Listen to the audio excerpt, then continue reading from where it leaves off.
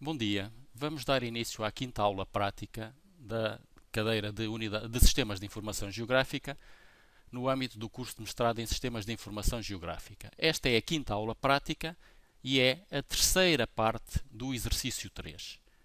Na aula passada terminamos a vetorização, ou seja, a digitalização dos limites da propriedade, da digitalização dos limites de cada uma das parcelas, preenchemos o atributo identificador, a ID, e, através de uma técnica de ligação de tabelas, de join, associamos a tabela dos apontadores à tabela dos polígonos e preenchemos os três campos descritivos do uso e ocupação do solo da Quinta de Nossa Senhora de Lourdes. Posteriormente calculamos a área e o perímetro. Vamos agora ver este mapa de outra forma, ou seja, acedemos às propriedades do mapa e, como tínhamos programado a shapefile para ser apresentada sobre single symbol, ou seja, apenas uma característica genérica, e de modo a que só víssemos o limite exterior dos polígonos, portanto, para podermos perceber o que estava por baixo, através do ortofotomapa, e onde haveríamos de cortar os vários polígonos, vamos agora passar para categorias, Categories, Unique Values, e o programa pergunta, dentro destes valores, de todos aqueles que dispõe, qual é o campo que quer utilizar para colorir o seu mapa. Aquilo que temos à disposição são os campos qualitativos e os campos quantitativos. Neste caso vamos utilizar os campos qualitativos e vamos começar por ver o uso do solo, que é o mais simples de todos. Selecionamos no ID Field uso do solo, adicionar todos os valores. E o programa sugere que as zonas agrícolas sejam recoloridas de vermelho e as zonas humanas de verde. Como queremos alterar esta coloração, duplo clique sobre a cor, modificamos o Fill Color para verde, ok, duplo clique sobre a cor, modificamos o Fill Color para laranja, ok, e o nosso mapa está devidamente personalizado, de acordo com o nosso gosto.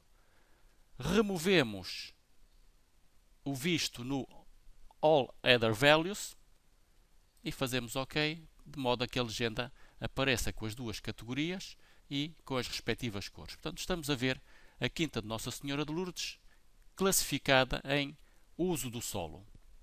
Se quisermos contabilizar a área inerente a cada uma destas estruturas, selecionamos na tabela de atributos, botão esquerdo, uso do solo, botão direito, Summarize. Abre-se uma nova caixa de diálogo que diz que o utilizador quer operar sobre o campo uso do solo, mas precisa que especifique qual é a variável que vai servir como método de sumarização. Vamos aceder à área e vamos dizer que queremos saber qual é a área inerente a cada um dos tipos de uso do solo, mas que queremos que seja a soma da área de cada uma dessas características. Antes de fazermos OK, temos que ir ao local de gravação da nossa tabela. Lembrem-se das aulas teóricas anteriores e da importância que foi dada à ordem e à organização do trabalho no disco rígido.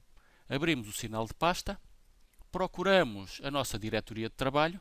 Uma vez que estamos a trabalhar no exercício 3, vamos procurar essa diretoria e vamos criar uma nova pasta à qual vamos atribuir a designação ou o nome de DBF XLS, Database File Excel Files. Portanto, temos a pasta das shapes, a pasta dos ficheiros KML, a pasta do ficheiro PowerPoint que tem sido disponibilizado para a lecionação das aulas e agora temos a pasta onde vamos gravar as nossas tabelas. Abrimos o tipo de ficheiro que queremos gravar. Por defeito aparece Personal Geodatabases, mas nós queremos que seja uma DBase Table. E como nome, vamos dizer que é o SUM, de Summarize, relativo ao uso do solo na Nossa Senhora de Lourdes. Portanto, não há equívocos quando virmos este nome dentro desta pasta. OK?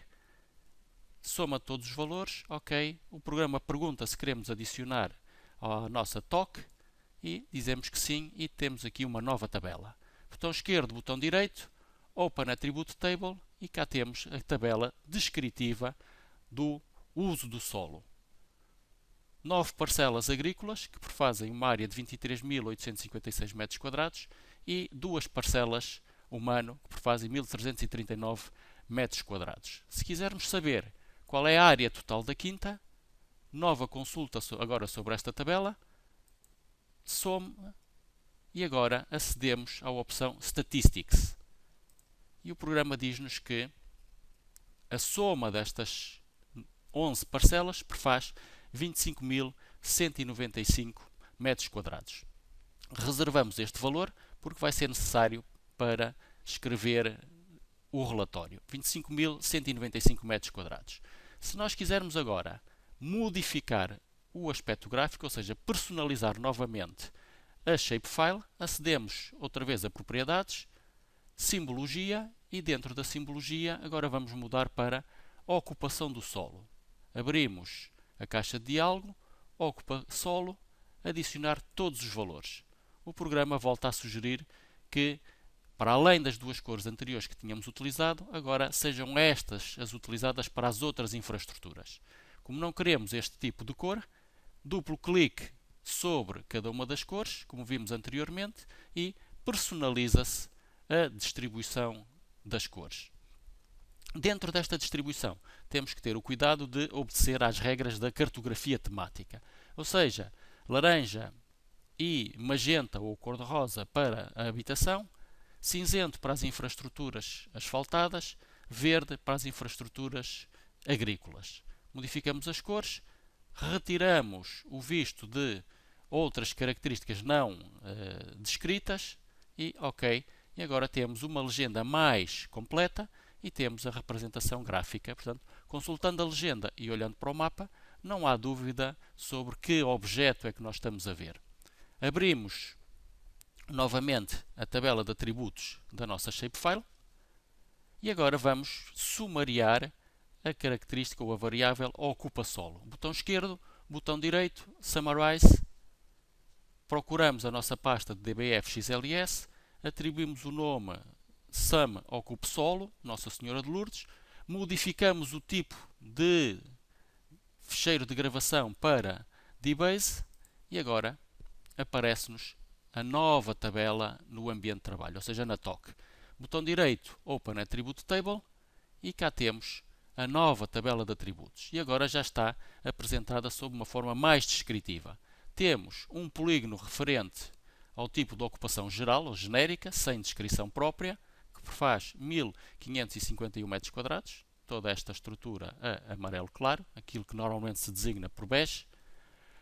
Um polígono para a habitação, um para o parque de estacionamento, 2 relativos aos pomares e 6 relativos à vinha. Reparem que se nós quiséssemos caracterizar cada uma das parcelas de vinha, faríamos o mesmo tipo de operação, não sobre o ocupo solo, mas sim sobre a casta, e ficaríamos a saber quantos metros quadrados é que este produtor tem de cada uma destas castas, uma vez que há duplicação dos valores. Próxima tarefa. Vamos personalizar o ficheiro ponto. Reparem que diz aqui Nossa Senhora de Lourdes ponto, aparece um pontinho, o ponto está aqui representado, mas nós não sabemos, à primeira vista, o que é que significa este ponto. Escolhemos um símbolo, portanto, botão direito, Layer Properties, Symbology, clique em cima de Symbol, abrimos a lista de símbolos, procuramos o símbolo que nos agrada, modificamos a cor do fundo, reparem que ele aqui aparece a verde, nós modificamos para azul, OK? E agora vamos aqui ao Label Appearing e dizemos que queremos que no ambiente de trabalho apareça a designação água furo. OK? Modificou-se o símbolo, não tem legenda, mas na legenda sabemos que o ponto significa furo d'água. Uma vez que estamos a trabalhar em single symbol e o nosso ficheiro só tem um ponto lá dentro. Vamos agora configurar o ficheiro linha. Modificamos a cor para vermelho vivo das estradas nacionais. OK? Transformamos ou escrevemos o label que queremos que apareça no ambiente de trabalho, estrada de acesso, OK, e cá temos um ponto, representa um furo, uma linha, representa uma estrada e temos aqui a legenda. Portanto, está terminada a personalização do mapa que vamos fornecer ao cliente. Neste momento estamos em ambiente View e queremos passar para layout, ou seja, para a produção do mapa. Podemos aceder a View Layout View ou podemos acionar este botão e passar para Layout View. Quando passamos para o módulo Layout, para o módulo Mapa, por defeito aparece-nos uma folha A4 na vertical.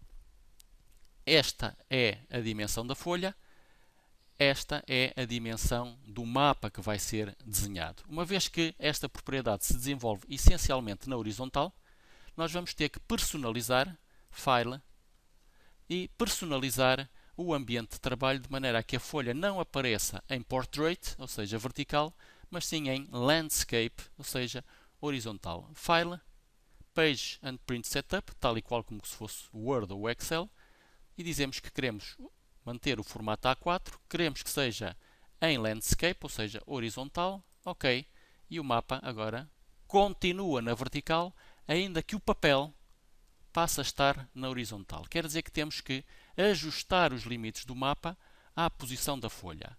Enrolamos o rato para a frente, de modo a diminuir a ampliação do layout, e reparem, eu modifico a ampliação do layout, mas não modifico a escala da apresentação do mapa. Agarro neste canto com o botão esquerdo do rato e sempre a pressionar vou puxando até que ele ocupe a dimensão da folha. Neste momento tenho o mapa centrado em posição horizontal, no entanto estou a trabalhar a uma escala que não é adequada e a uma visualização que também não é adequada. Enrolo o rato para trás, portanto a roda do rato para trás, de maneira a voltar a aumentar a ampliação do mapa e vou às propriedades da janela e vou selecionar, utilizando a tecla do controle, seleciono os 3 ficheiros que quero ver e digo que quero fazer Zoom to Layers, ou seja, eu quero que estes 3 ficheiros ocupem o espaço máximo dentro da vista. E aparece-nos o mapa todo desenhado, no entanto a escala continua a não estar num formato certo. Portanto, temos que evitar fatores de escala deste tipo. As escalas deverão ser múltiplos de 100 ou múltiplos de 50. Vamos optar por 1 para 2000.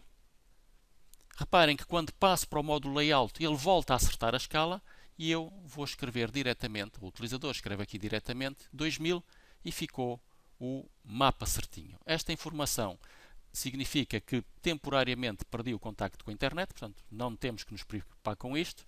E agora vamos acertar o mapa dentro da folha, de maneira a que esta seja a janela do mapa e tenhamos aqui um espaço disponível para inserir a legenda descritiva e caracterizadora deste mapa.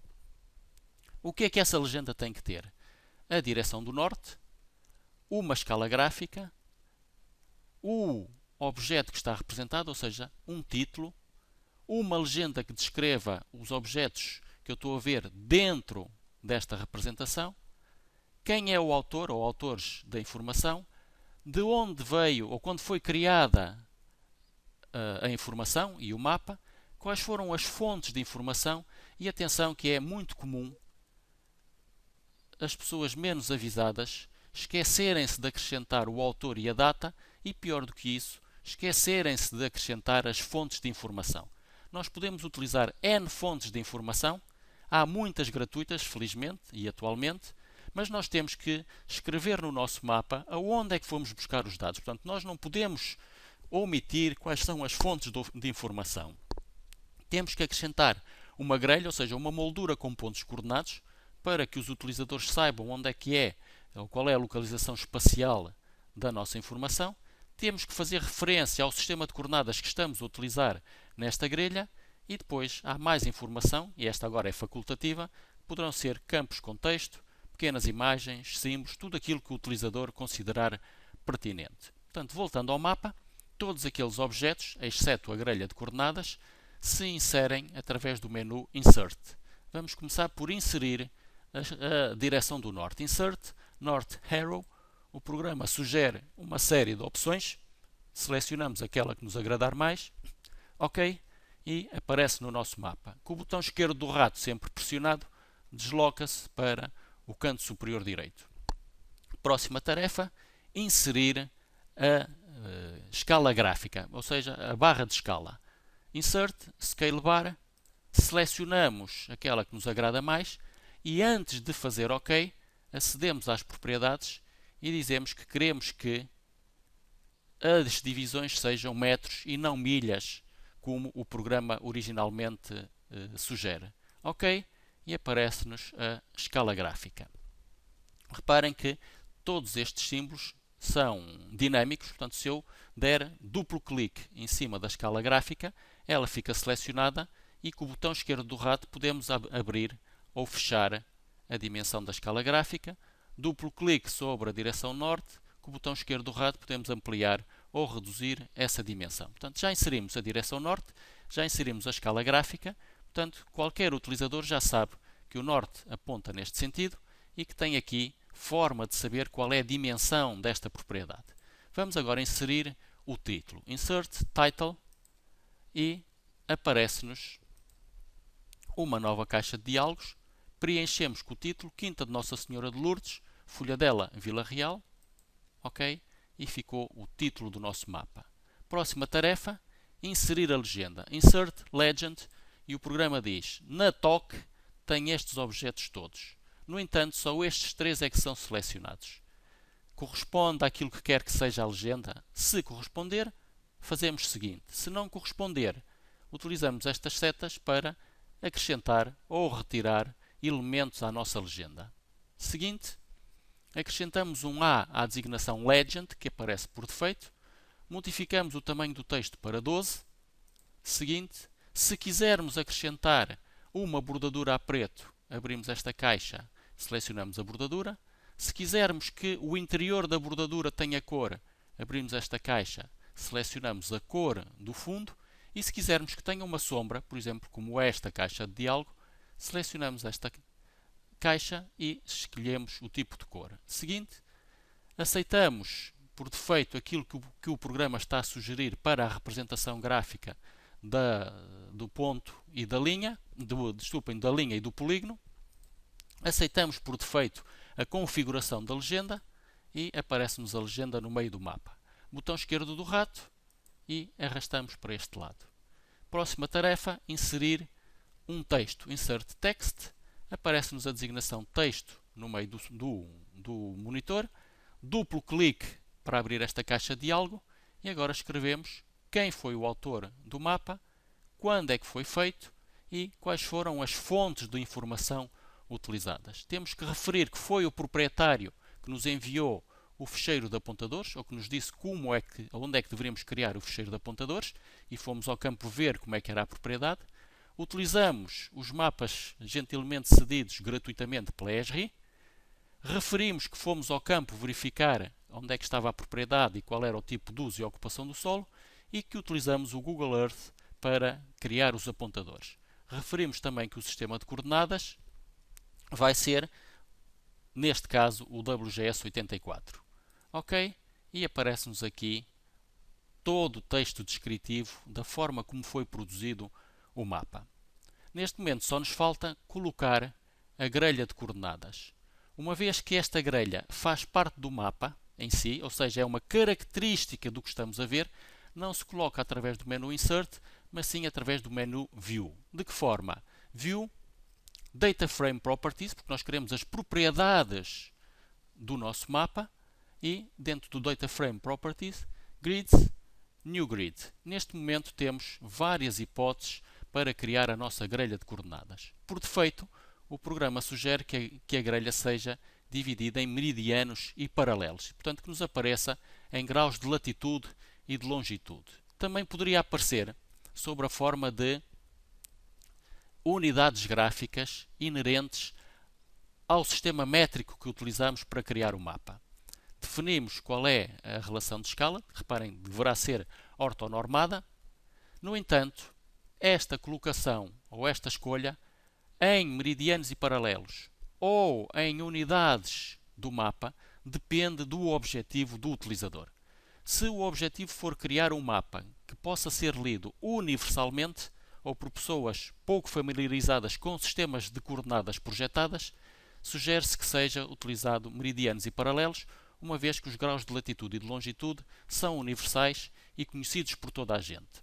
Se quisermos escrever um artigo científico, também se sugere que seja esta a grelha utilizada. Se quisermos fazer um mapa local para trabalhar, por exemplo, com a câmara ou com os serviços de eletricidade ou de gás ou de água, em que as pessoas irão ao campo trabalhar com base em informação de uma folha da Carta Militar, então devemos ter o mapa dividido em unidades métricas correspondentes às mesmas que são utilizadas nesse mapa. Portanto, vamos seguir com meridianos e paralelos. Vamos dizer que só queremos as marcações de bordadura, aqui à volta. Neste caso, aceitamos por defeito que, dada a dimensão do mapa, apareça em divisões de 30 por 30 segundos. Escolhemos ou aceitamos por defeito o tipo gráfico que o programa sugere. Continuamos a utilizar as situações por defeito. E agora, antes de fazermos OK ou aplicar, acedemos às propriedades e vamos dizer que, uma vez que é uma área muito pequenina, que não queremos os 30 segundos de intervalo, mas sim 5. E vamos ao Labels, ou seja, às etiquetas, e vamos dizer que as etiquetas do lado esquerdo e do lado direito deverão aparecer na vertical no mapa. As de cima e as de baixo deverão aparecer na horizontal. OK?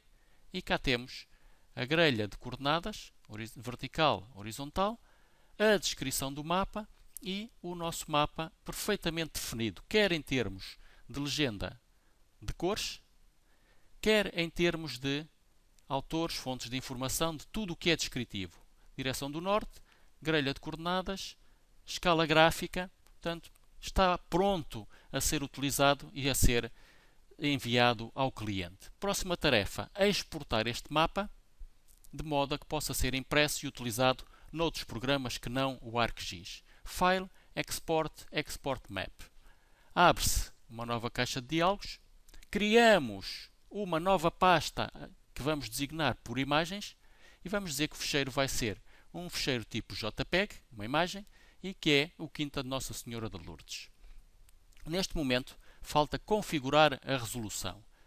Atualmente, dada a facilidade e dado o poder informático, as pessoas têm tendência a usar 250 dpi, porque associam às máquinas fotográficas e sabem que quanto mais dpi tiverem, melhor é a resolução.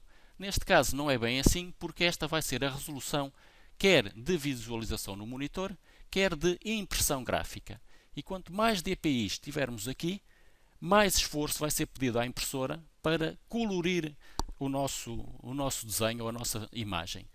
Se quisermos apresentar ou imprimir em formato A4 ou inserir a imagem num texto, eu sugiro que utilizem 96 dpi, porque é a melhor relação qualidade-peso da imagem. Portanto, 96 dpi é suficientemente detalhado para fazer mapas em folhas A4 ou para inserir no texto. Se puséssemos aqui 250 dpi, não se notaria grandemente a diferença de cores e quando imprimíssemos a nossa folha A4, a quantidade de vezes que o tinteiro iria colorir a nossa figura para representar os 250 dpi tornariam o desenho desagradável e o papel ondulado por causa da umidade. No entanto, se em vez de estarmos a trabalhar em formato A4, trabalhássemos em formato A3, sugiro que colocassem aqui 150 dpi.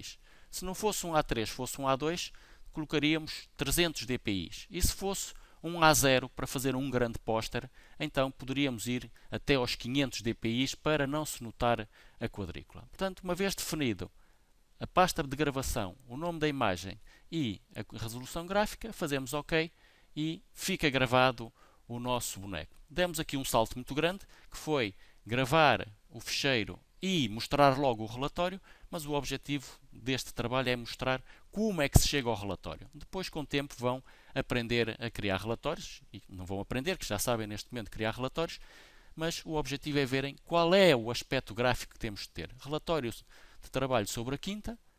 A Quinta localiza-se na freguesia de Folhadela, Concelho de Vila Real, Trás-os-Montes.